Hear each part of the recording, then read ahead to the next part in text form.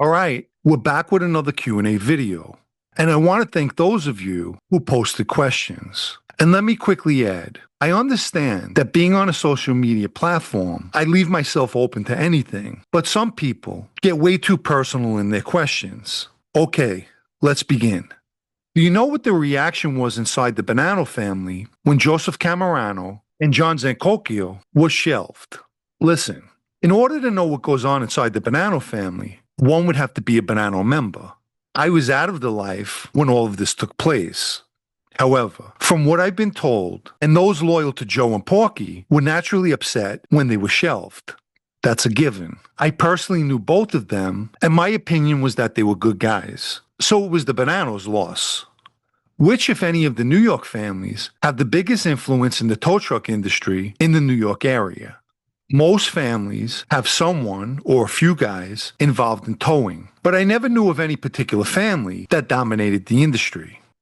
Who would be the Gambino boss if Castellano didn't get killed and went to prison instead?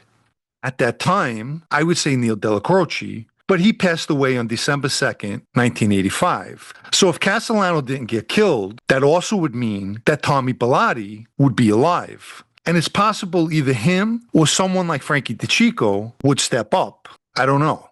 Did you ever meet anyone during your time that had personally known and dealt or interacted with Henry Hill?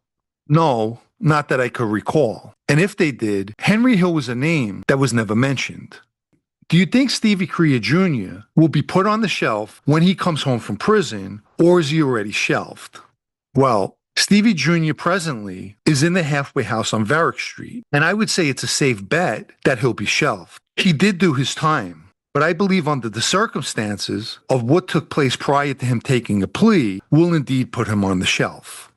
Before they got arrested, if Vic Amuso wanted to make a move on Gaspipe, do you believe that order would have been carried out, and vice versa if Gaspipe wanted to move on Vic? The likelihood of Vic taking Gas out is far greater than vice versa. On the street, Vic was loved by many and feared at the same time. Conversely, Gas was just feared. It's a big difference. With that said, mob history is full of treachery, so anything's possible. Is it true that the New Jersey family can only have 75 members? If so, is that because New York didn't want them to rival them in size? I honestly have no idea what the official structure is in New Jersey. Nicky Scarfo Sr., the boss of Philadelphia in the 80s, was he a violent boss because of what happened to previous bosses? No. He was violent because that's who he was, and he ruled his family by violence, much different than his predecessors. If Matty Madonna hadn't screwed over Robert Spinelli, setting off the chain of events that followed, do you think the Brooklyn faction's takeover wouldn't have happened, or was it already inevitable at that point? What Matty did was wrong on many levels. In Cosa Nostra, the top two should have been the death penalty, which was disobeying a boss's order and skimming. Over and above that, Matty exhibited pure greed. He was told to give $1 million to Spinelli and straighten him out. Vic wanted to reward Spinelli for his part in the attempted hit on Pete Chioda's sister in March of 1992. So here's a guy, Spinelli, who followed a boss's order, in comparison to Matty, who disobeyed his boss. Spinelli was sentenced to 10 years as the getaway driver in that conspiracy to murder.